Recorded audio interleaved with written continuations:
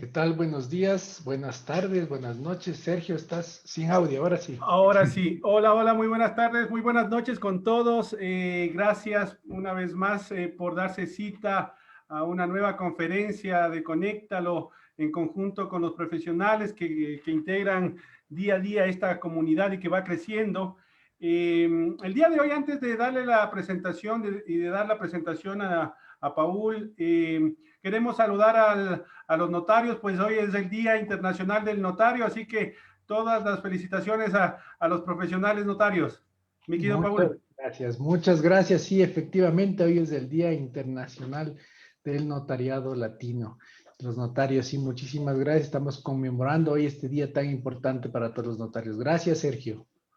¿De qué? Pues mi querido Paul, antes de dar la palabra a Paul para su presentación, para su conferencia, me permito presentar el perfil de Paul. Paul es licenciado en Ciencias Públicas y Sociales, abogado de libre ejercicio profesional, magíster en Derecho Empresarial, especialista en Derecho Notarial y Registral, doctorando en Derecho Constitucional por la Universidad Andina Simón Bolívar, es notario público 64º del Cantón Quito, ex miembro del directorio del Colegio de Notarios de Pichincha, periodo 2016-2017, ponente en seminarios de Derecho Notarial y otros en realidad. Hemos celebrado algunos con Paul de otra naturaleza. Es autor de diversas publicaciones como el Manual Práctico del Desahucio, Práctica Notarial y varias publicaciones de artículos en la Guía Legal del Diario El Comercio, Revista Judicial del Diario La Hora y Derecho Ecuador. Ese es el perfil de nuestro profesional, de Paul, que es uno de los invitados especiales todo el tiempo, trayéndonos los temas siempre en el ámbito en temas notariales que siempre suscitan interés, mi querido Paul. Buenas noches. Así es, muchísimas gracias, Sergio. Muchas gracias por la invitación. Es un placer siempre colaborar con este interesante e importante grupo de abogados y con Conectalo y contigo. Participar en estas capacitaciones gratuitas, académicas, que siempre son importantes a fin de mejorar en sí nuestra sociedad, la calidad del servicio de los abogados y mejorar y dar seguridad jurídica, que es lo más importante. Muchísimas gracias, Sergio, y voy a empezar inmediatamente De con acuerdo. esta presentación. El día de hoy vamos a hablar de la escritura pública. A mi parecer, es el documento más importante que tiene el notario público, que es la escritura pública. Digamos, es el documento que tiene más importancia. Para empezar, primero me gustaría iniciar con lo que son las definiciones más importantes en esta exposición de lo que vamos a tratar. Primero, ¿qué es la fe pública? La fe pública es la verdad oficial entendida como aquella manifestación del Estado público delegada a ciertos funcionarios, en este caso los notarios, que una vez en posesión de sus cargos tienen la facultad de dotar de autenticidad, seguridad, certeza y fuerza legal a los documentos que autorizan. Ahora vamos a definir lo que es el notario. El notario es un funcionario investido de fe pública para autorizar a requerimiento de parte los actos, los contratos y los documentos determinados en las leyes. Esto está en el artículo 6 de la ley notarial. Y así también tenemos la definición de documento público en el COGEP, que establece que es aquel autorizado con las solemnidades legales que si es otorgado ante notario e incorporado a un protocolo o un registro público, se llamará escritura pública.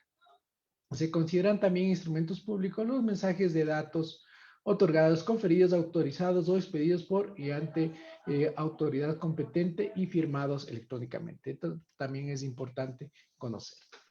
La escritura pública, vamos ahora sí a definir, es el documento que contiene los actos y contratos o negocios jurídicos que las personas otorgan ante el notario y que éste autoriza e incorpora a su protocolo, observando todas las solemnidades referentes a la capacidad, libertad, conocimiento, el pago de los derechos fiscales y municipales a que está sujeto el acto o contrato. ¿Y para qué sirve la escritura pública?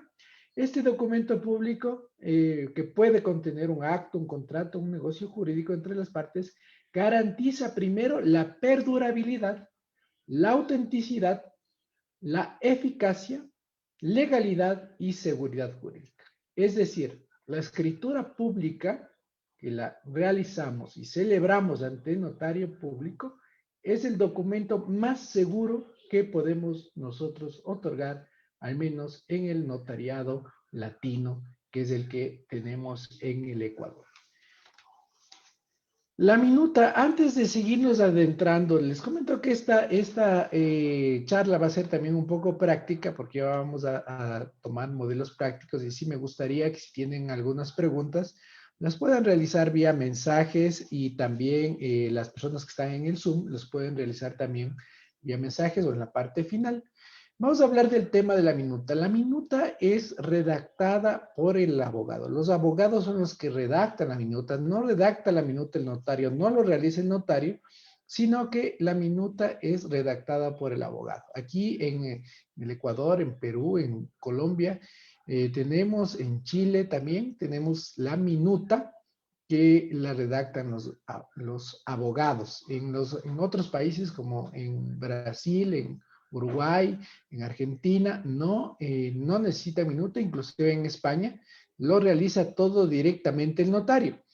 Sin embargo, aquí en el Ecuador, por la disposición del artículo 19 de la ley notarial, en la que dice que de presentarse minuta, esta deberá ser firmada por abogado con indicación del número de su matrícula y del colegio al que pertenece minuta que será transcrita al protocolo. Esto es importante. La minuta, lo que hace el notario es transcribir la minuta. Es por esa razón que la minuta debe estar bien redactada por el profesional del derecho, por el abogado, debe estar preparado para poder redactar el negocio o el contrato, porque el notario lo que va a hacer es transcribir la minuta que redactó el abogado. Aquí existen muchos problemas, ya que a veces vienen con las minutas que están mal redactadas y el notario les envía a que se realicen los cambios con el abogado y esto también es un inconveniente o toma malestar a los usuarios por el hecho de que no esté bien redactada una minuta. Es por eso que los abogados deben redactar al menos la minuta, redactarla bien, ya que este documento va a transcribirlo el notario. Por eso hay que diferenciar también de la petición. Una cosa es una petición de divorcio por mutuo consentimiento, una petición de posesión efectiva, una petición de salida del país y una minuta de compraventa. La petición no se transcribe, la minuta sí se transcribe. Las dos tienen firma del notario, perdón, del abogado y del usuario firma la petición. Cuando es una petición de posesión efectiva, la firmarán los peticionarios y su abogado. La minuta no, la minuta solamente es firmada por el abogado. Incluso puede ser enviada por medios telemáticos, puede ser enviada por correo electrónico, puede ser enviada por WhatsApp como archivo adjunto, puede ser enviada por Messenger, en fin, o puede ser enviada en un dispositivo de almacenamiento con la firma electrónica del abogado y a su vez el notario lo que va a hacer es transcribir tal cual existe esta disposición del artículo 19 de la ley notarial, transcribir la minuta y elaborar la escritura pública. Esto es importante que conozcan los abogados a fin de que no tengan problemas en la redacción.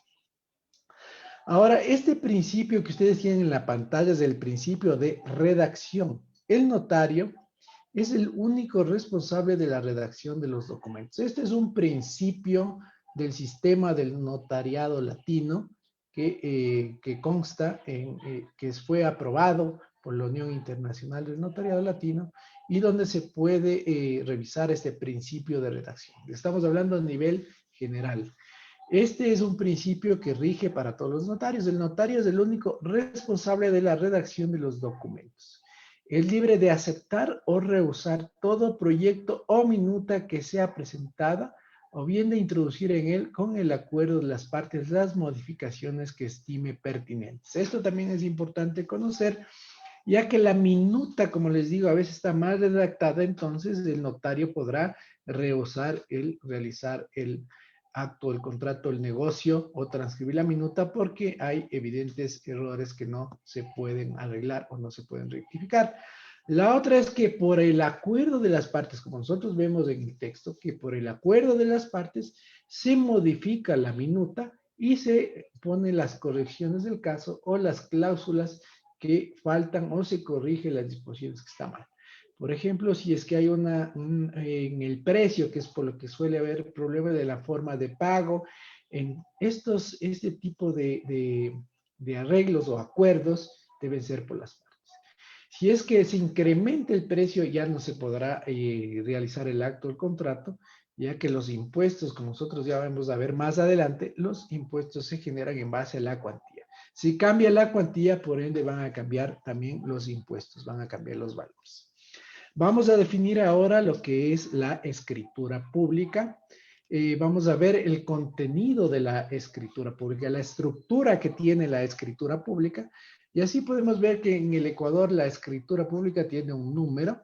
Ese número se genera a partir de la resolución 216-2017, en la que tiene un número, un código alfanumérico, el que está conformado por el número, digamos, del año, empezará con el año 2020, el número de la provincia, si hablamos de Pichincha, es el número 17, el cantón, que sería Quito, sería el 01, el número de la notaría, en mi caso el 064, y luego empieza con la letra P, referente a protocolo, o si es que tenemos diligencias, la letra D, o si son certificaciones, la letra C, y luego vamos a tener el número del acto del contrato. Esto debe constar en la parte superior izquierda de la escritura matriz, que este documento nos permite identificar en la fecha y posterior a ello también podemos verificar el acto, el contrato en la página web del Consejo de la Judicatura de la existencia del acto del contrato. Es con el fin de también hacer un control de la existencia del acto, el control de la facturación también del acto del contrato, que eso también nos va a salir en la consulta de los actos o contratos realizados por los notarios. Entonces, eso nos va a dar también a la vez seguridad jurídica. ¿Qué más tiene que tener la escritura pública? El lugar, el día, el mes y el año en el que se redacta la escritura. ¿Por qué es importante esto? Porque el notario, como vamos a ver más adelante, tiene la obligación de incorporar diariamente al protocolo las escrituras públicas que autoriza. Es decir, no se puede poner, como vamos a ver también, no se puede poner con otra fecha o con otro lugar donde no sea competencia notaria que podría acarrear la nulidad del acto o del contrato, ya que la escritura que no se encuentra dentro en la fecha de que en el protocolo debería constar cronológicamente, podrá ser declarado nula, ya que no existiría. El nombre y el apellido del notario autorizante y el cantón donde ejerce. En el Ecuador, como nosotros sabemos, los notarios tienen jurisdicción, mejor dicho, o ejercen su profesión o su servicio, prestan su servicio en un determinado cantón. ¿Esto qué quiere decir? Que el notario no puede irse a Machachi, el notario de Quito, ya que solamente lo puede hacer dentro del distrito metropolitano de Quito, ya no podrá irse a Machachi porque Machachi es otro cantón, ya tendría que ir al notario del cantón Rumiñahui. Así también podemos ver nosotros en Guayaquil, si es que ya cruza el puente de la Unidad Nacional, ya no podría el notario de Guayaquil prestar sus servicios profesionales de notario, ya que cruzando el puente de la Unidad ya es otro cantón, que es el cantón San Borondón. Igualmente, si ya se cruza otra vez el puente, ya está en el cantón Durán. Eso es importante tener en cuenta, porque el notario tiene su ejercicio determinado un cantón, ejerce territorialmente. Y esto también se evidencia ahora con el tema de la prestación del servicio notarial vía telemático o electrónico, en la que los usuarios deben manifestar bajo juramento que se encuentran dentro del cantón donde ejerce el notario para la celebración de actos o contratos vía telemática. Es decir, se mantiene el ejercicio del servicio público notarial dentro de un determinado cantón o distrito metropolitano. Luego tenemos el nombre y el apellido de los otorgantes, la nacionalidad, el estado civil, la edad, la profesión, la ocupación y el domicilio. Esto también es importante poner y hacer constar. Todo lo que les estoy leyendo no es parte de la minuta, pero sí es parte de la escritura que la debe incorporar el notario.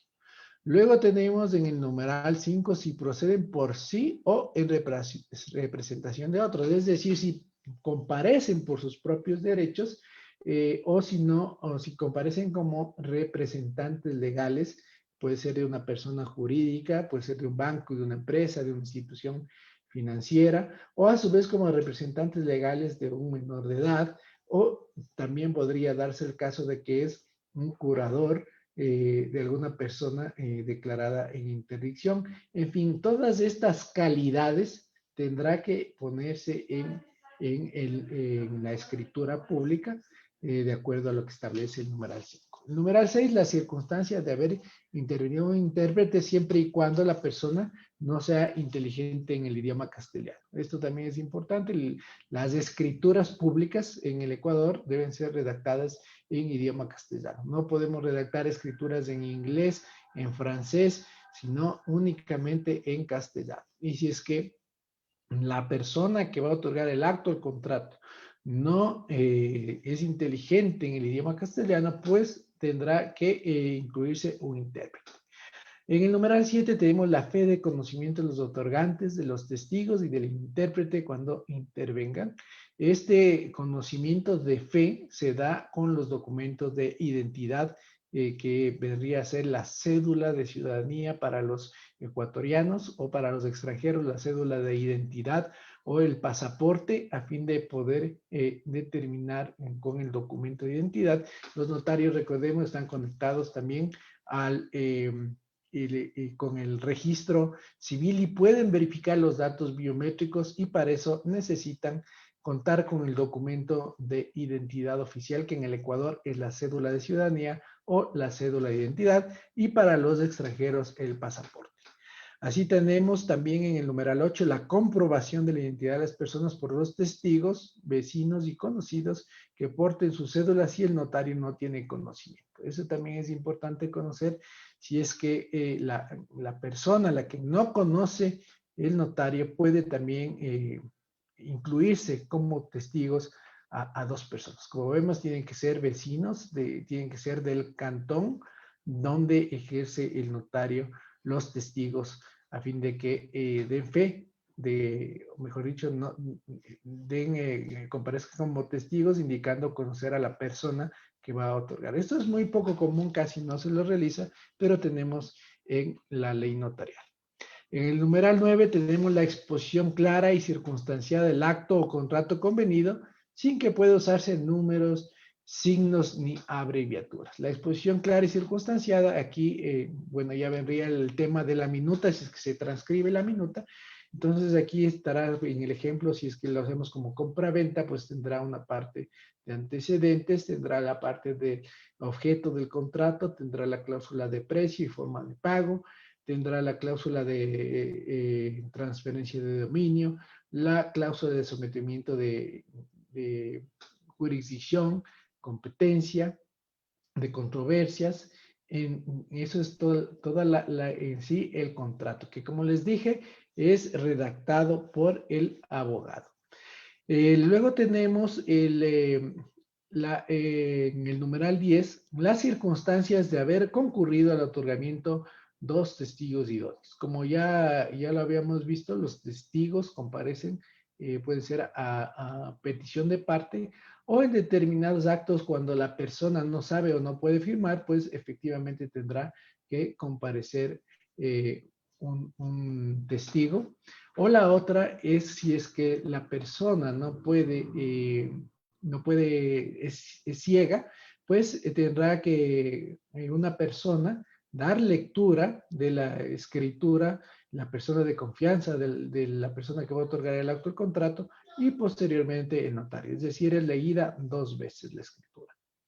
En el numeral 11 tenemos la fe de haberse leído todo el instrumento de los otorgantes en presencia del intérprete y de los testigos cuando intervengan. Es importante que el notario dé lectura a la escritura pública. Eso está en el numeral 11.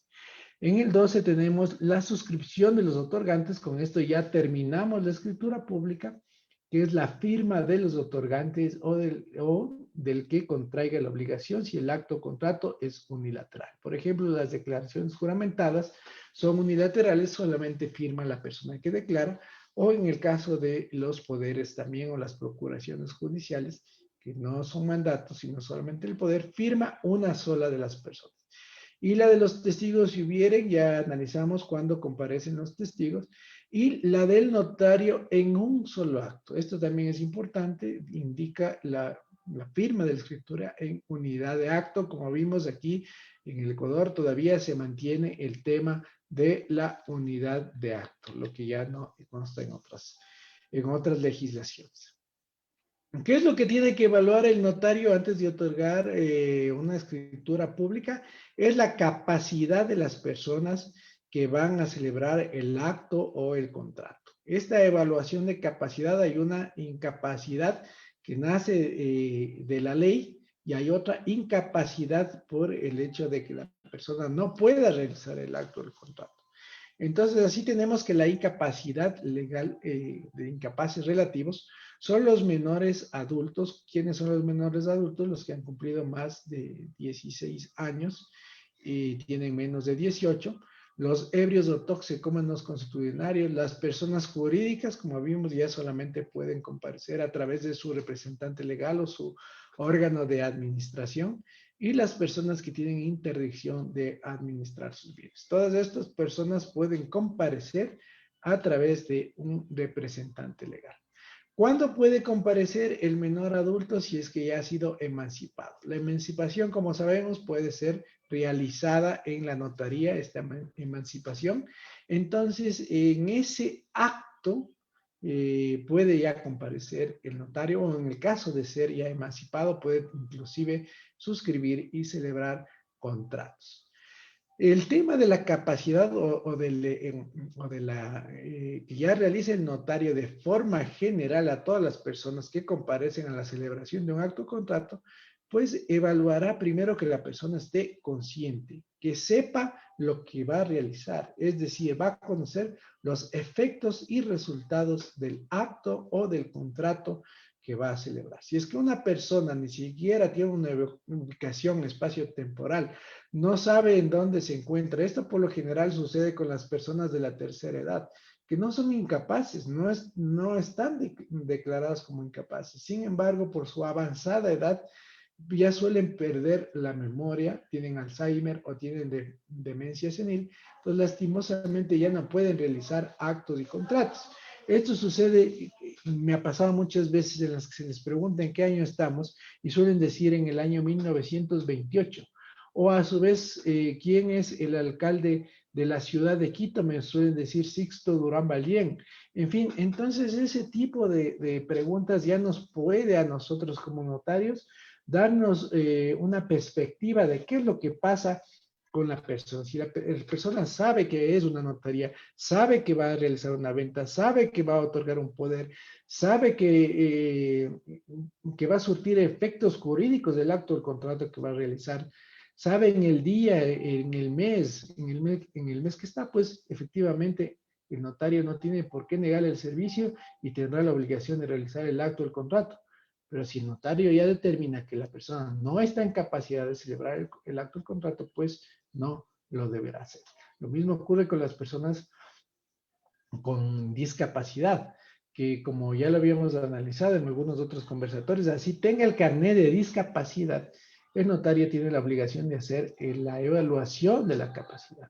Hay muchas personas que inclusive tienen porcentajes del 50, del 60, del 70% de discapacidad intelectual sin embargo, son totalmente y plenamente capaces para celebrar actos y contratos, para trabajar, para abrir una cuenta corriente, para abrir una cuenta de ahorros, para casarse, en fin. Entonces, esa evaluación de capacidad la tiene que realizar el notario. ¿Por qué es importante conocer y que los abogados sepamos qué es una escritura pública? Es por los efectos jurídicos que tiene la escritura pública. Y también debemos diferenciar entre las copias. La escritura pública matriz, la escritura pública original va a ser siempre la que esté en el protocolo del notario.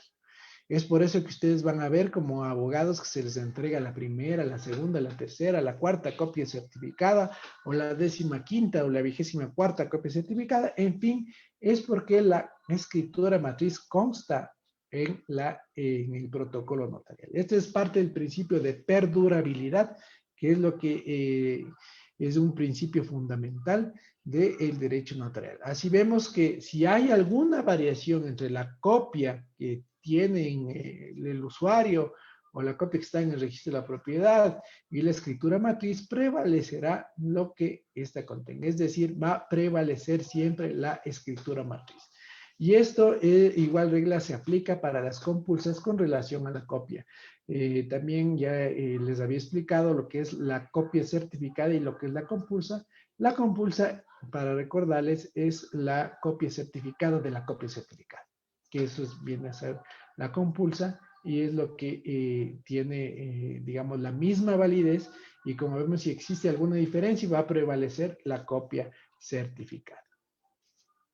Vamos ahora a revisar los principales contratos de manera un poco rápida. Yo sé que cada uno de estos contratos puede ser objeto de un webinar o de un seminario o de una conferencia. Sin embargo, voy a permitirme darles lo más importante. ¿Qué es lo que debemos saber de las promesas de celebrar contrato? Que es por lo general lo que hacemos o hacen los abogados, la minuta, que es lo que, digamos, he tratado de tomar yo los contratos más frecuentes que se realizan en una notaría y a fin de darles unas recomendaciones que les sirva en la práctica profesional. Lo primero que debemos saber de la promesa de celebrar contratos es si es que se trata de un inmueble, necesariamente la escritura de promesa y compraventa deberá hacerse por escritura pública. Muchas veces la gente por ahorrarse quieren hacer promesas de compraventa por reconocimiento de firmas o promesas de compraventa privadas o contratos de reserva o recibos de pago, en fin, hay una disposición expresa en el Código Civil en la que si es que no se hace la promesa de compra-venta de un bien inmueble por escritura pública, valdrá como documento privado. Entonces es importante que nosotros como abogados asesoremos a nuestros clientes que realicen la promesa de compra-venta por escritura pública, ya que esto les va a dar seguridad jurídica, ya que podrán demandar la ejecución del contrato, podrán demandar el cumplimiento de la promesa de compraventa, podrán demandar la cláusula penal y no tendrán que estar luego con problemas de que el documento que celebraron no es válido. Y peor aún si fueron asesorados por un abogado. La promesa de celebrar contrato, aquí vemos en sus pantallas lo que dice, no produce obligación alguna, salvo que ocurran las siguientes circunstancias. Primero, que la promesa conste por escrito y por escritura pública cuando fuere celebrar un contrato para cuya validez sea necesario la solemnidad conforme a las disposiciones de este código, es decir, de los impuestos. Si es que es una promesa de compraventa de un vehículo, se puede realizar por contrato privado. Puede realizarse por reconocimiento y firmas y rúbricas, ya que como nosotros sabemos, la compra-venta de vehículos no es necesario realizarlo por escritura pública. Se lo realiza por documento privado y se reconocen las firmas y rúbricas. Es decir, una promesa de compra-venta puede realizarse de un vehículo tranquilamente por documento privado. Si es que es una promesa de compra-venta de un horno, podrá hacerse por documento privado, de un computador, de un televisor, en fin, no es necesario realizarlo por escritura pública. Pero si es que es un inmueble, sí debe ser realizado por escritura pública. En el segundo numeral tenemos que el contrato prometido no sea de los que las leyes declaran ineficaz. Es decir, yo no puedo prometer en venta algo que no existe, sino tengo que prometer en venta algo que es de mi propiedad y que puedo realizar la venta.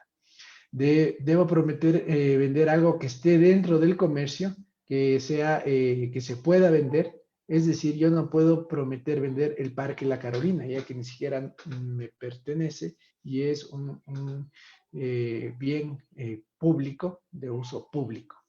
En el numeral 3 tenemos que la promesa contenga un plazo o condición que fije la época de la celebración del contrato. Esto también es importante y a veces los abogados cometen el error de no poner una determinada fecha y luego eso acarrea un problema a los usuarios. Es importante poner en la promesa de compra-venta una fecha determinada en la que se vaya a cumplir el plazo. Es decir, si es que hablamos de que se va a hacer un crédito hipotecario, ahora que hacen con el BIES, 6 meses. Pongamos 6 meses de plazo y pongamos una fecha exacta en la que se vaya a cumplir. Adicionalmente a ello, ahora se está incluyendo y se está poniendo que el plazo podrá ampliarse o modificarse por casos fortuitos o fuerza mayor del producto de la pandemia del COVID. Entonces, si es que tenemos este caso, que es un caso no consentido, que haya un confinamiento nuevamente y ya no, y se cierren las operaciones bancarias y ya no se puede realizar el acto del contrato, pues se podrá poner que ahí no se hará efectiva la multa. En este caso, entonces, efectivamente ahí no se haría efectiva la multa y se haría una ampliación, una modificatoria respecto del plazo que se vaya a suscribir. En el numeral 4 tenemos que en ella se especifique de tal manera el contrato prometido que solo falte para que sea perfecto la tradición de la cosa o las solemnidades que las leyes prescriben. Eso ya es para terminar el acto del contrato. La compra-venta, que es otro de los contratos más frecuentes que se realizan en la notaría, luego posterior, digamos, la promesa de compra-venta, tenemos la compra-venta.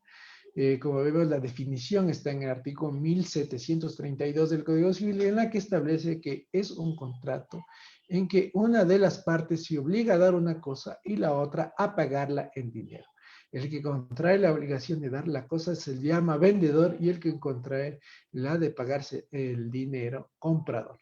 El dinero que el comprador se obliga a dar por la cosa vendida se le llama precio. Esto es importante ponerlo así porque a veces los padres, y eso suele pasar cuando los padres venden a los hijos. Debe comprobarse, debe justificarse el pago en la compra-venta, ya que si no se justifica el pago de los hijos a los padres o de los padres a los hijos, se presume que se trata de una donación. ¿Y qué es lo que pasará en este caso? Que el registro de la propiedad previo a la inscripción les va a solicitar la declaración del impuesto a la herencia. Esto también se les advierte a las personas cuando van a realizar las compraventas de que justifiquen el pago y en especial cuando sea de padres a hijos. Ahora también hay una disposición del Servicio de Rentas Internas respecto de que todo tipo de pago que pase los $5,000 debe ser realizado a través de la banca y a través de transferencias bancarias, en fin. Y peor aún con el tema de la pandemia, ahora debería hacerse todos los pagos, por más bajo que sea el precio, debería realizarse a través de una transferencia bancaria, a través de un cheque, esto con el fin de evitar el contagio. Esto es por la seguridad de las personas y es lo que se recomienda que se haga esto respecto al pago. Entonces ya vemos que respecto a la compra-venta hay que tener mucho cuidado cuando son de padres a hijos y que la posibilidad de que se pueda generar este impuesto. Es lo que les quiero recomendar de la compra-venta. También de la misma manera adjuntar el certificado de gravámenes. No existe una disposición que obligue legal que el certificado de gravamen sea parte de la compra-venta de un inmueble ni de la compra-venta de un vehículo. Sin embargo, por su seguridad y por seguridad jurídica, se recomienda que se adjunte y se agregue el certificado de gravámenes o en el caso de vehículos, el certificado único vehicular. Así podemos tener por lo menos una constancia debidamente documentada de que al momento de la suscripción de la escritura teníamos un certificado de gravamen que tenía una validez que indicaba que no se encontraba con alguna prohibición de enajenar, con algún bloqueo, con algún homónimo o con alguna hipoteca que no permita el perfeccionamiento del contrato. Por eso es importante en este tema de compraventa, como les digo, no estoy profundizando cada tema porque, como les digo, podemos hacer un conversatorio de cada uno de nuestros contratos. Sin embargo, me estoy permitiendo darles pequeñas recomendaciones respecto de estos contratos que son comunes en el tema notarial, en el servicio notarial. También otro tema de los contratos que se realizan con frecuencia en las notarías es la donación. Es importante que nosotros asesoremos a nuestros clientes como abogados, como les digo, si es que se va a hacer una compraventa y se va a pagar un precio, es compraventa. Si es que le va a regalar, es una donación. Entonces, desde que el usuario o va donde el abogado para que le redacte la minuta, debe estar bien asesorado. ¿Y qué es lo que hay que hacer? Lo que es. No podemos tapar una donación con una compraventa o una compraventa con una donación. Entonces, la primera recomendación es esto. Si vamos a hacer una donación, que sea una donación. Con eso nos vamos a evitar muchos problemas posteriores. ¿Qué es la donación? Lo tenemos en el artículo 1402, el 1417 y el 1427. Estas diapositivas, por si acaso, le voy a dar a Sergio para que les haga llegar a todos ustedes. Sin embargo, me gustaría que pongamos un poquito de atención en el tema de la donación. Estos tres artículos son los más importantes que debemos conocer. El primer artículo indica que la donación entre vivos es un acto por el cual una persona transfiere gratuita e irrevocablemente una parte de sus bienes a otra persona que la acepta. Aquí lo más importante es el tema de que es irrevocable. Las únicas donaciones que son o que se pueden revocar son las que se realizan entre cónyuges y las que no han sido aceptadas. Como ya vamos a ver más adelante, cuando una donación es aceptada ya se convierte en irrevocable. Esto también es importante. A veces donan y luego de un par de meses, un par de años están arrepentidos y quieren revocar la donación, pues no pueden hacer. Solamente las donaciones entre cónyuges pueden ser revocadas. Pero si yo ya le doné a mi hijo y mi hijo me mandó sacando, le doné mi casa y mi hijo me mandó sacando de la casa, lastimosamente ya no puede hacer nada. Entonces ahí hay otras cosas que ya vamos a ir analizando más adelante. La donación entre vivos que no se insinuare, eso también es importante, hay que hacer la insinuación, que por este acto, o sea, por no hacer la insinuación o por ahorrarse la insinuación, es que no hacen la donación. Sin embargo, es importante que se haga lo que es. Si es que es una donación, hay que hacer la donación y previo a la donación hay que hacer la insinuación. ¿Y cuándo hay que hacer la insinuación? Es cuando el bien o lo que se vaya a donar supere los $800 de los Estados Unidos de Norteamérica. La insinuación es la autorización que da el juez competente, en este caso ahora lo da el notario de conformidad al artículo 18 de la ley notarial, solicitada por el donante o por el donatario. Aquí tiene que justificar, en esta insinuación ahí justifica la persona que va a donar, el donante, que tiene los bienes suficientes para realizar la donación, que vive, por ejemplo, de una jubilación, que tiene un trabajo, que tiene un negocio, que tiene más bienes donde puede vivir, o a su vez que va dando del bien del inmueble, entonces puede proceder con la donación. Eso también es importante que se pueda conocer antes de realizar la donación. Puede aceptar, si no, por sí mismo o por medio de una persona que tuviera poder especial suyo al intento o poder general para la administración de sus bienes o por medio de su representante legal, pero bien podrá aceptar por el donatario sin poder especial ni general cualquier ascendiente o descendiente suyo con tal de que sea capaz para contratar y obligarse. Esto también es importante. La aceptación de la donación la puede realizar, por ejemplo, si es que el papá le dona al hijo, no puede aceptar el mismo padre, pero sí podría aceptar el abuelo. Como vemos en esta disposición, sin necesidad de poder especial ni de poder general, puede hacer la aceptación el abuelo porque es un ascendiente del donatario.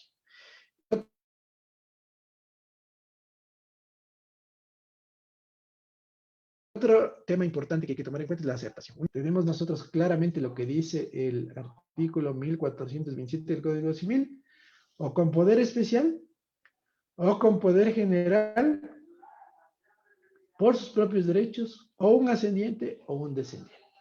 No existe la opción de que la donación pueda ser aceptada mediante estipulación por parte de un tercero.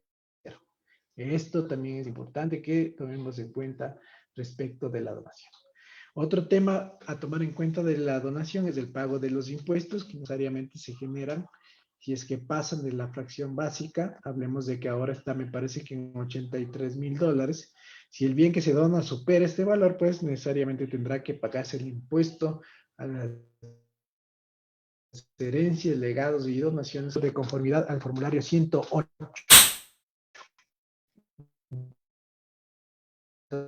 Entonces es importante tener en cuenta esto también, no se hayan tomado en cuenta los impuestos que hay que cancelar y posteriormente quede la donación sin inscribirse en el registro, por cuanto no se cuenta con los valores suficientes para realizar el pago de los impuestos. Esto, como les digo, es solamente un análisis pequeño de la donación. Ahora del contrato de permuta. ¿Qué es el contrato de permuta? Porque también a veces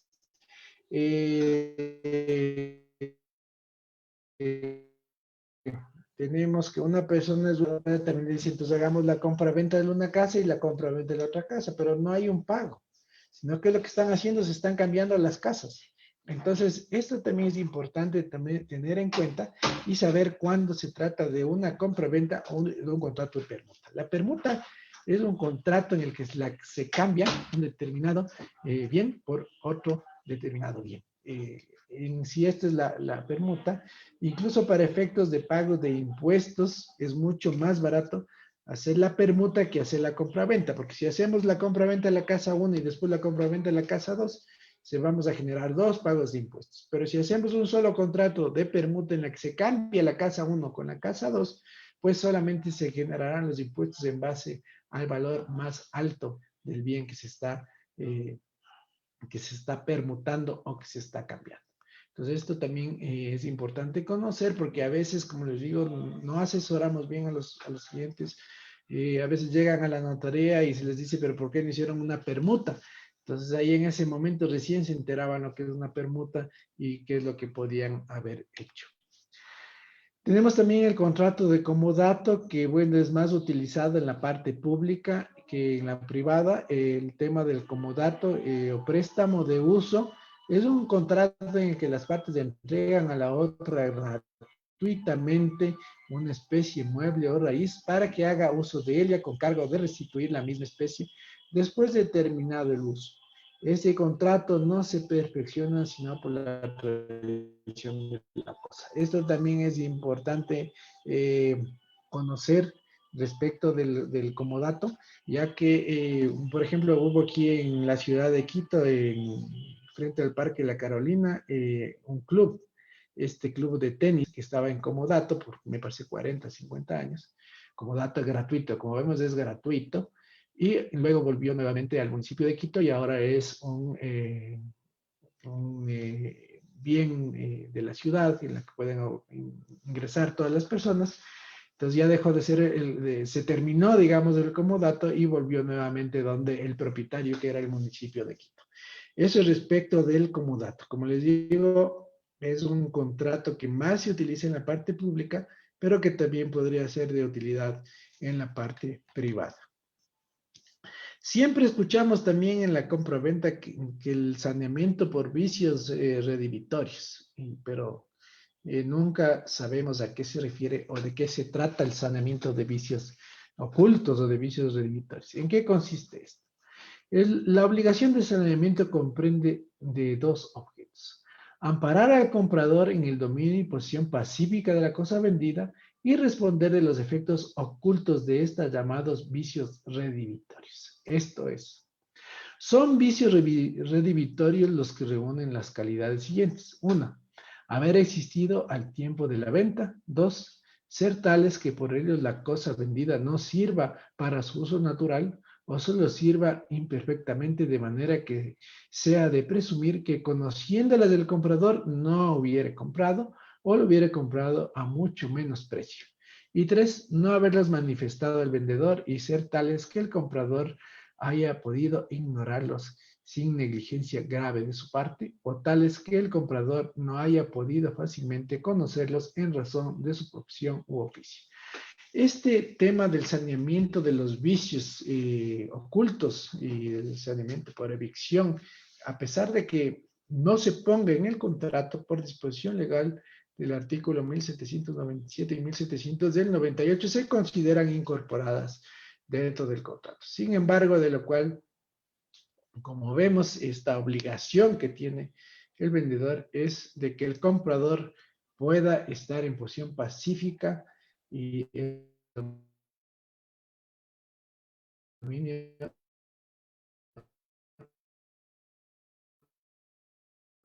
de la cosa que está comprometida en la casa, y luego vienen, no, que ha habido una hipoteca.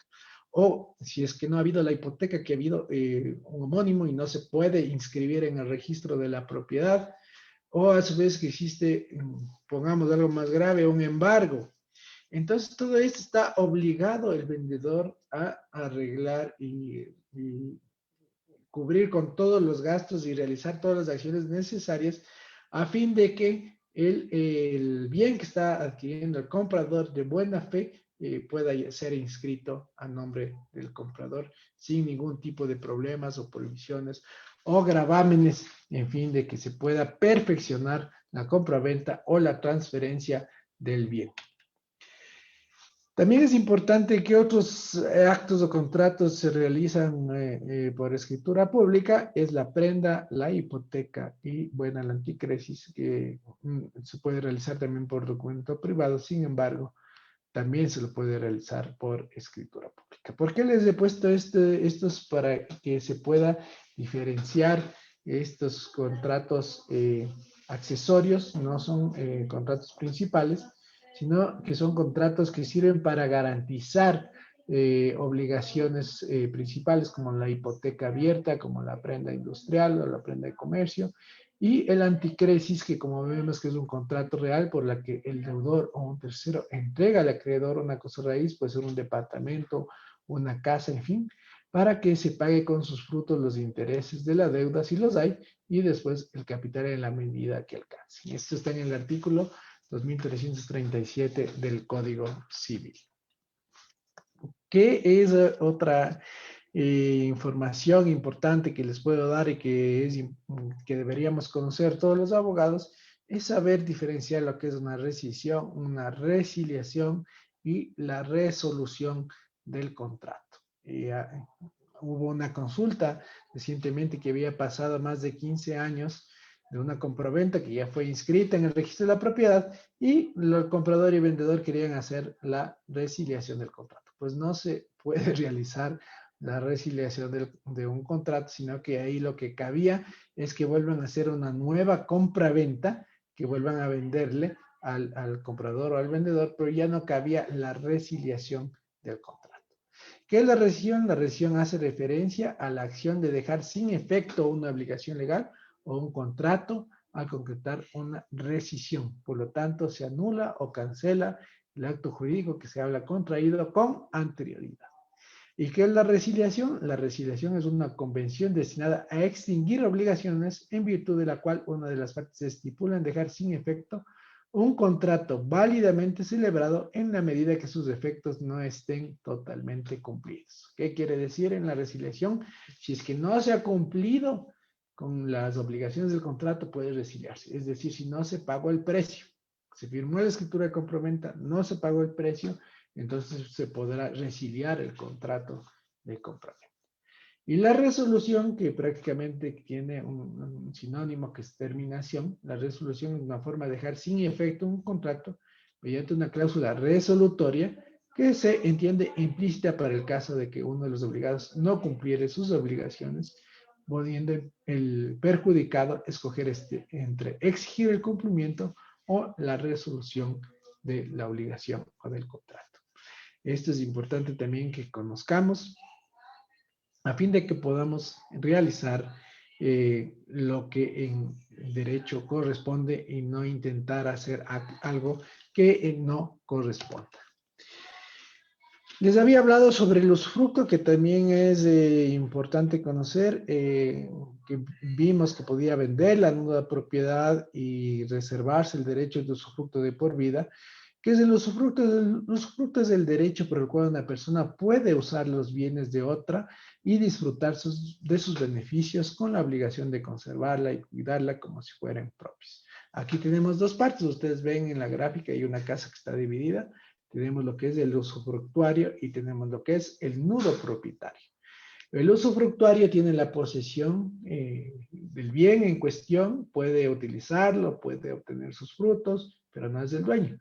El nudo propietario es el dueño, pero no tiene la posesión.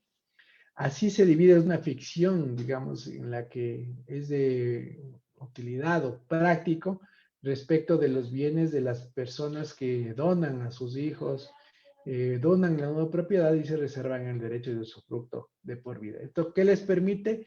Vivir con tranquilidad en la casa, alquilarla, vivir de los frutos de la finca, en fin, gozar de la propiedad mientras vivan, y el rato que fallece, ahí pasa recién a consolidar la propiedad el nudo propietario, pasa a consolidar el usufructo y la nueva propiedad, que es la propiedad, digamos, la propiedad plena, se constituye con estas dos partes.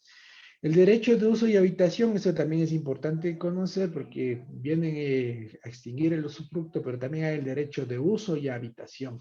Entonces, ¿qué es el derecho de uso y habitación? Porque también podría darse el caso de que se venda la nueva propiedad y se reserve el derecho de usufructo, de uso y habitación.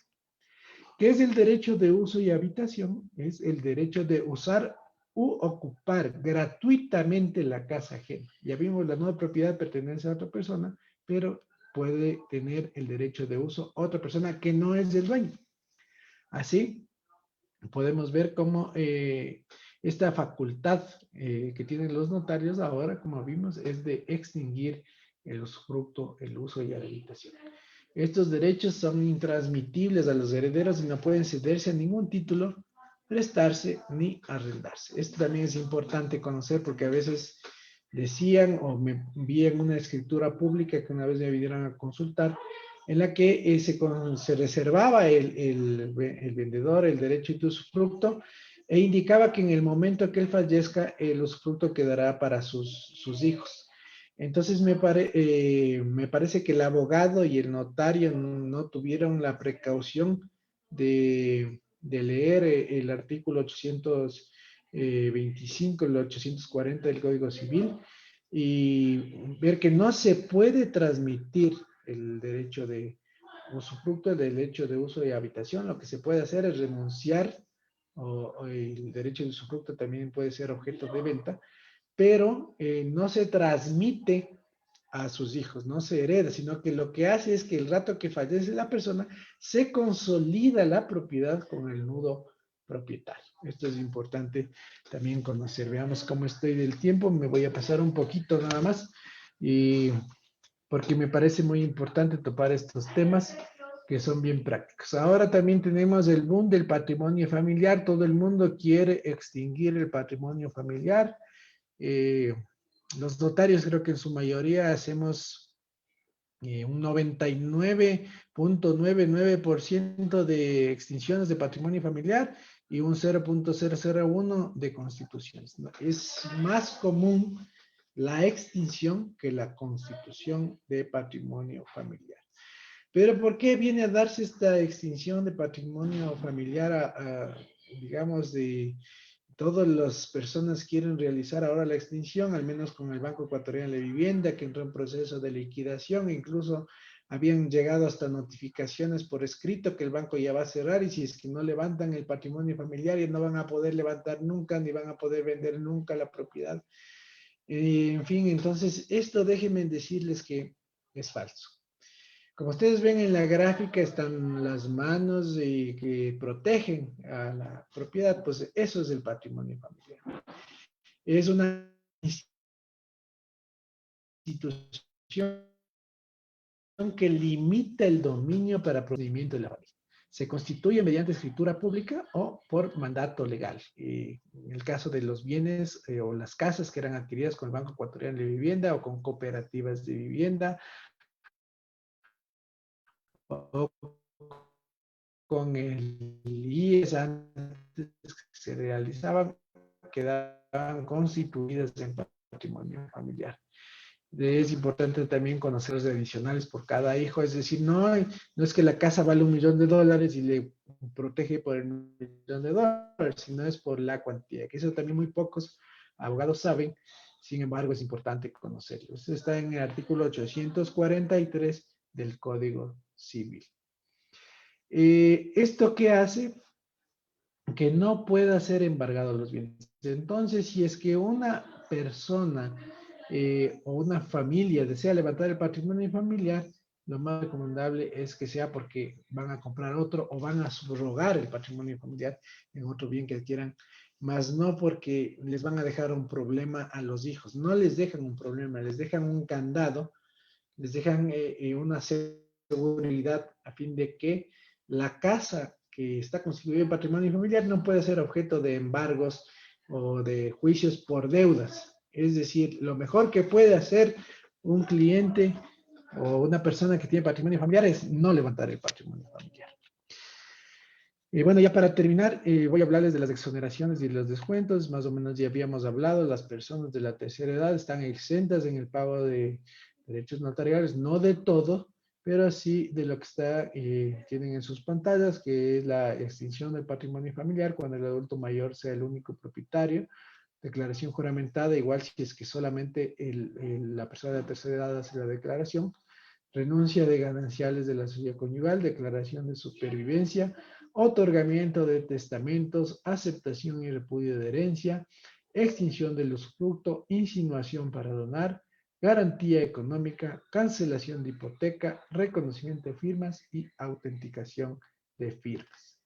Las personas con discapacidad también están exoneradas del pago, esto también es importante conocer, pero ¿qué condición deben tener para que no paguen absolutamente nada?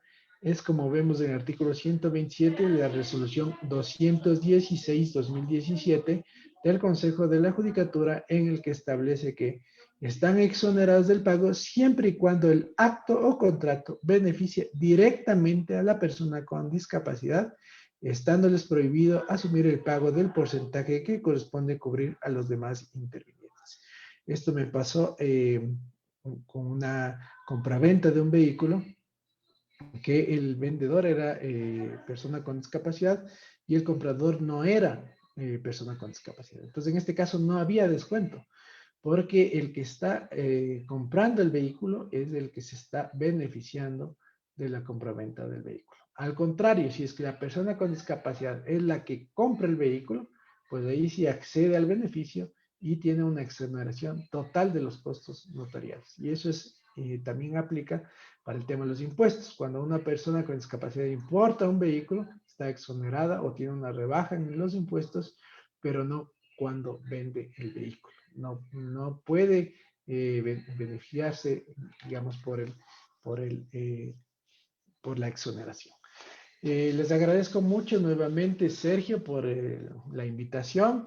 Invitarles a que me sigan en Facebook, en el grupo Derecho Notarial, en LinkedIn, en la página web not64quito.com, donde hay un blog donde se ha incrementado ahora el tema de las preguntas respecto de la posición efectiva y de la venta de vehículos, y también los videos de YouTube en mi canal, donde pueden ver ustedes todos los videos que se han realizado en el grupo Derecho Notarial y está para que ustedes puedan revisar en cualquier momento sin problema.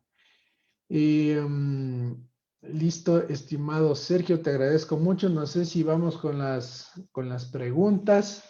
Me parece que hay algunas, pero bueno, ahí te pido ahí que tú coordines. Muchísimas gracias, Sergio. Mi querido Paul, yo te agradezco siempre tus intervenciones, tus conferencias. Yo me permito indicarles a todas las personas que están recibiendo esta conferencia y están atentos a la intervención de Paul. Una de las razones por qué Paul es invitado frecuente de estos conversatorios, de estas conferencias que realizamos, es exactamente por eso, por su brillantez, por su claridad y por su practicidad en cada una de sus exposiciones. Créeme que para mí yo aprendo todo el tiempo contigo, Paul, sobre estos temas y es muy enriquecedor. Nada, pues eso se demuestra en las redes sociales. Siempre que tú te presentas hay una cantidad de preguntas que nos ponen saludos desde Machala, desde Guayaquil, Santa Elena. Tenemos desde varias ciudades del Ecuador. Así Muchas que vamos gracias. a escoger algunas preguntas, mi querido Paul, y saludar también a las personas que nos siguen a través de las redes sociales. Saludos a Laura Aguirre. Laura pregunta, ahora que alguien pregunta sobre la posesión efectiva, ¿debe comparecer la cónyuge sobreviviente no como heredera, sino por los derechos gananciales para efectos de reclamo de Montepíos? Sí, bueno, es importante conocer que cuando existen hijos, los herederos son los hijos, no desplazan a todos los demás parientes del causante. Sin embargo, ¿por qué es importante que comparezca la cónyuge sobreviviente a la posesión efectiva? Porque la cónyuge tiene la opción de escoger entre la porción conyugal, que equivale a la cuarta parte de los bienes dejados por el causante, o a los gananciales de la sociedad conyugal.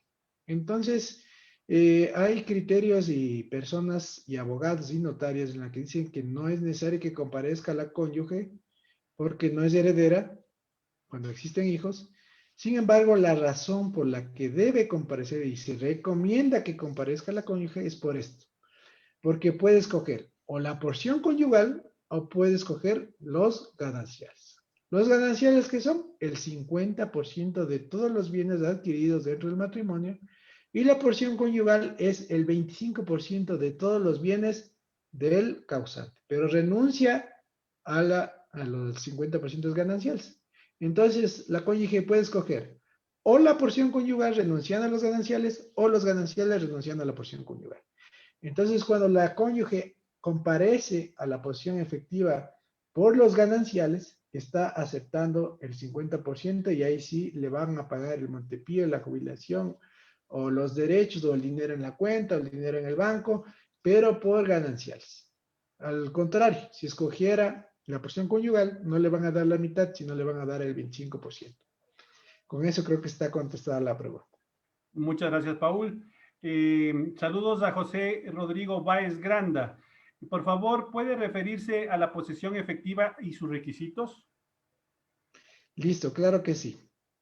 Primero debemos conocer que la posesión efectiva es la aceptación de la herencia, la aceptación expresa por escritura pública. Para la posesión efectiva, ¿qué requisitos necesitamos tener? Lo primero es la partida de defunción. Debemos solicitarla en el registro civil, tener la partida de defunción, las partidas de nacimiento de los hijos, si es que existen hijos, la partida de nacimiento, cédulas y certificados de votación de los hijos, y si es que estuvo casado, por lo que ya les acabé de explicar, la partida de matrimonio y la cédula y certificado de votación de la cónyuge. Adicional a ello, la petición con firma de abogado. Es decir, no es minuta, sino es la petición y aquí firman todos los peticionarios. No puede pedir un solo hijo por todos o por sus hermanos, ya que, como les he indicado, la posesión efectiva es la aceptación expresa de la herencia y no se puede estipular por otro el aceptar o repudiar una herencia. Solamente hay representación en los menores de edad.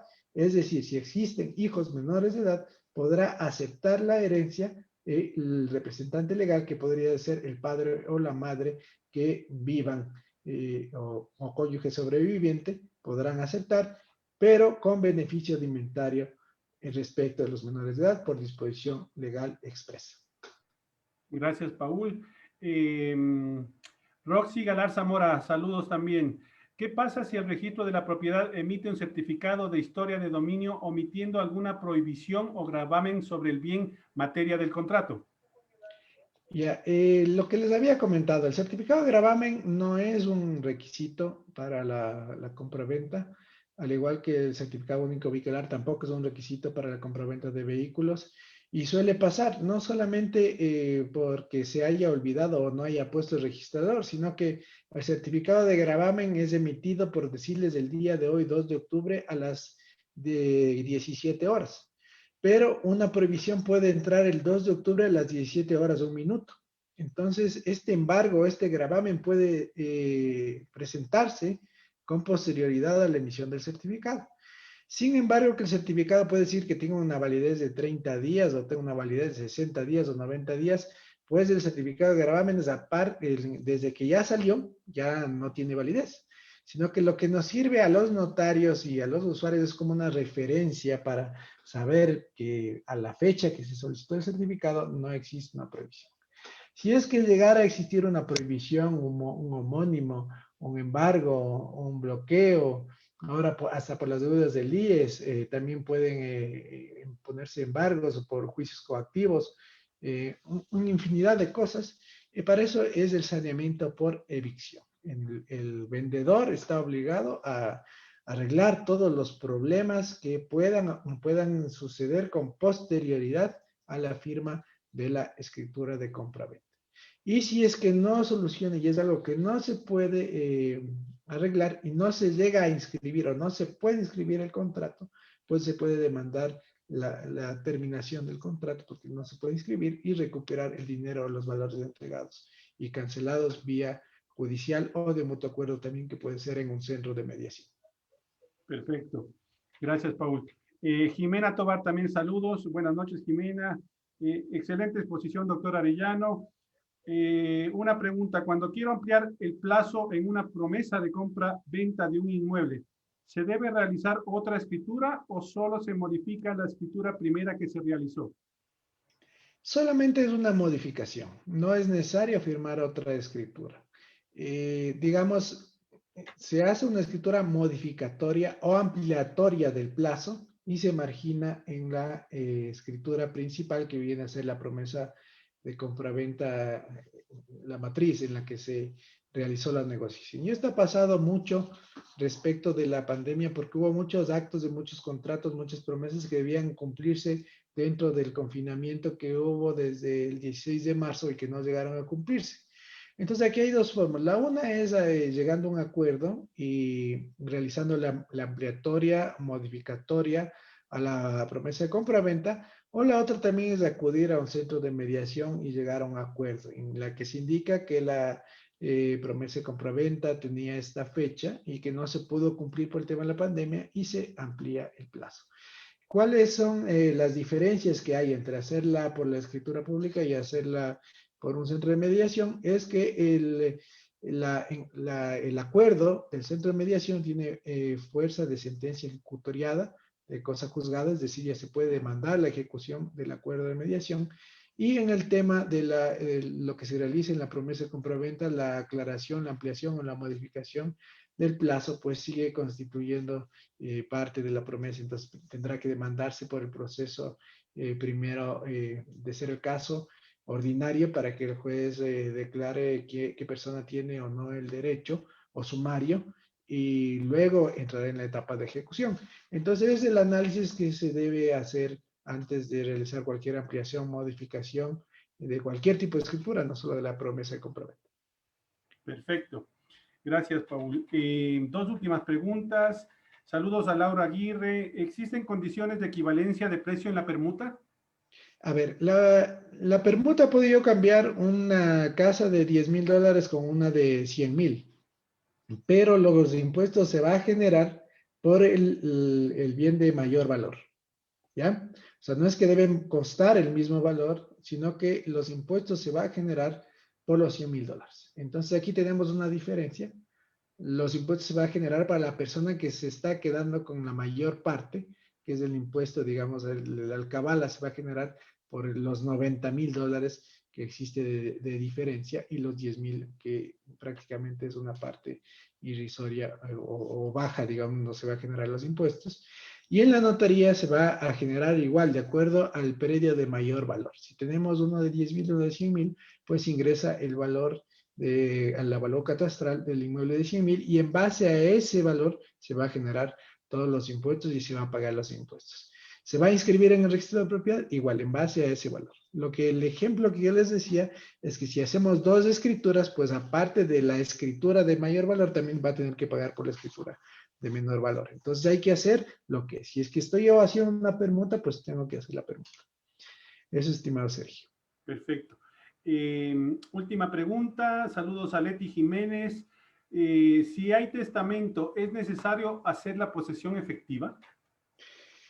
A ver, el testamento se realiza cuando no hay testamento o si es que habiendo testamento, el testador no ha dispuesto de sus bienes de forma específica. Por decir, le dejo a mi hijo Sergio todos mis bienes. Entonces no estoy diciendo le dejo a mi hijo Sergio la casa, a mi otro hijo Juan el carro, a mi otra hija el dinero que está en el banco. Es decir, no estoy yo ya disponiendo de mis bienes, sino que les dejo todos mis bienes a todos mis hijos. Entonces, es decir, no estoy dejando determinados bienes a cada uno. Entonces, en ese caso sí es necesario hacer la posición efectiva, porque la posición efectiva, como sabemos nosotros, es pro indiviso, es decir, para todos, y no se está dividiendo qué bienes. Entonces, necesariamente tendrán que hacer la partición, sea judicial o sea voluntaria ante un notario, en la que se dividan los bienes de mutuo acuerdo, que sería lo más recomendable y lo mejor, y ahí sí es importante hacer la posición efectiva. La posición efectiva, como les indiqué, es la aceptación expresa de la herencia. No es un requisito que se haga la posición efectiva, sin embargo, se recomienda hacer la posición efectiva porque, como les digo, es la aceptación de la herencia. Y se determinan quiénes son los herederos, porque también tuve yo una consulta de una persona que no quería hacer la posición efectiva y quería vender un bien. Entonces no podía venderse porque para poder vender deberían comprarse todos los herederos y si no hacía la posición efectiva no podíamos saber si es que él era el único heredero o existían más herederos.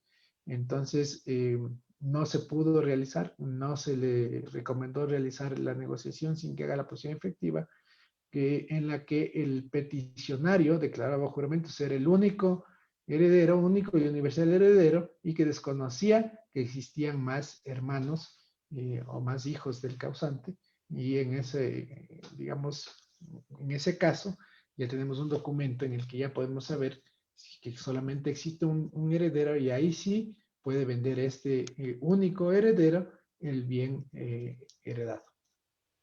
Gracias, ingeniero Paul. Bueno, siguen apareciendo preguntas. Solo comentarles que Paul es uno de los profesionales que se da el tiempo de responder a todas aquellas personas que dejan sus consultas a través de la conferencia en la plataforma en Facebook. Así que no se preocupen, pues Paul siempre es muy meticuloso y cuida siempre estos detalles. Por eso les digo, es uno de los profesionales, por así decir, mimados de esta comunidad, porque cuida cada detalle de sus conferencias y sus respuestas a las personas que nos hacen consultas a través de las redes sociales. Mi querido Paul, bueno, decirles a todos también que con Paul vamos a celebrar de manera permanente estos conversatorios los días viernes, así que hay muchísima tela por cortar. El día de hoy, Paul, mencionabas que cada uno de los contratos técnicamente es una conferencia en sí mismo, así que de aquí en adelante ya tenemos programados 3 viernes, pasando un viernes de por medio, vamos a tener conferencias con Paul, así que sigan atentos siempre a estas interesantísimas conferencias de Paul. Mi querido Paul, te agradezco nuevamente. Así es, no, muchísimas gracias a ti, Sergio, muchísimas gracias a todos los abogados que se han conectado, a los estudiantes de Derecho, a todas las personas en las redes sociales. A todas las felicitaciones. Como dijo Sergio, yo ya les voy a contestar. Hoy mismo no les ofrezco, pero bueno, en el transcurso del fin de semana podré ir contestando. Y lo que sí me gustaría, Sergio, es que como vamos a hacer este conversatorio permanente, académico, me gustaría así que sean las personas, los miembros de la comunidad de Conecta Lau, las que propongan los temas que les gustaría De tratar acuerdo. y podemos abordar, podríamos hacer solamente de preguntas, se me ocurre, porque como vemos, ahorita se desbordan las preguntas y podríamos hacer solamente un conversatorio de preguntas, que también sería importante, o temas que les gustaría tratar. Con mucho gusto lo podemos ir abordando, lo podemos ir evacuando. Invitarles también para que participen activamente en la página web de Facebook del Grupo de Derecho Notarial, donde también se publican permanentemente tips de derecho, no solamente de derecho notarial, sino de todas las ramas, rama civil, rama societaria, rama penal. Como vemos, el derecho notarial abarca prácticamente casi todas las ramas del derecho, entonces tenemos que estar preparándonos en todos esos campos. Muchísimas gracias, Sergio, y hasta la próxima. Gracias, Paul, nuevamente. Una última cosa nada más. El material que siempre nos comparte Paul lo publicamos a través de nuestro grupo de Conéctalo, de la comunidad legal. Búsquenos por comunidad legal. Es un grupo privado y ahí pueden acceder a los materiales que nos dejan los conferencistas. En este caso, Paul, que siempre también es muy cuidadoso en enviarnos sus materiales de presentación. Paul, buen fin de semana, descansa y pues hasta el próximo viernes en 8. No, en 15. De este viernes, claro, el viernes que viene en 8 ya, en 15. Sí. Y el Listo. próximo programa, efectivamente, podríamos hacer un programa de preguntas diversas, de variedad, para que las personas sigan participando. Perfecto, listo. Muy amable y muchas gracias. Buen fin de semana con Vale. todos. Buenas noches. Gracias.